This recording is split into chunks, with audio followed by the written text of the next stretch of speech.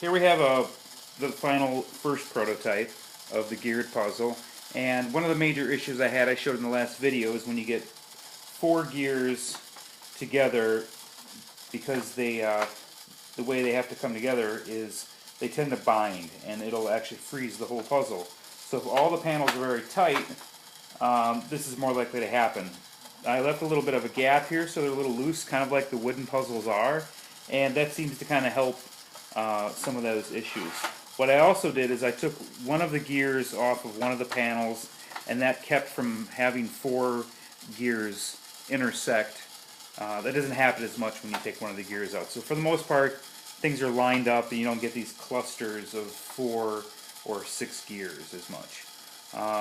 I'd like to put a little strip in here yet to keep these from popping out, and I need to mount the Arduino and then probably just put a couple little feet on here, but I think we're about ready to go. And just got to watch for some binding issues because of the fact that if everything's tight, we don't have as much binding. But because things have to be loose in order for some of these to slide into clusters, that also creates problems of binding in other areas, such as if this gear is in place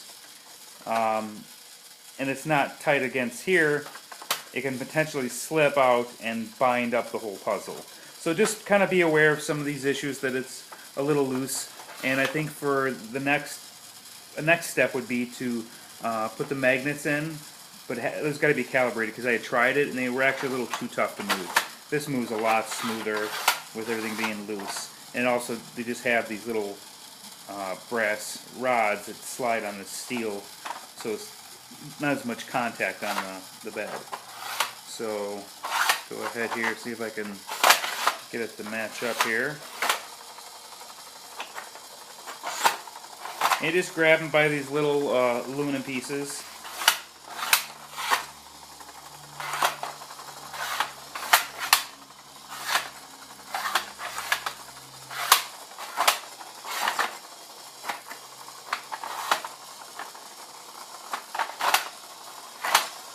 And there we have it.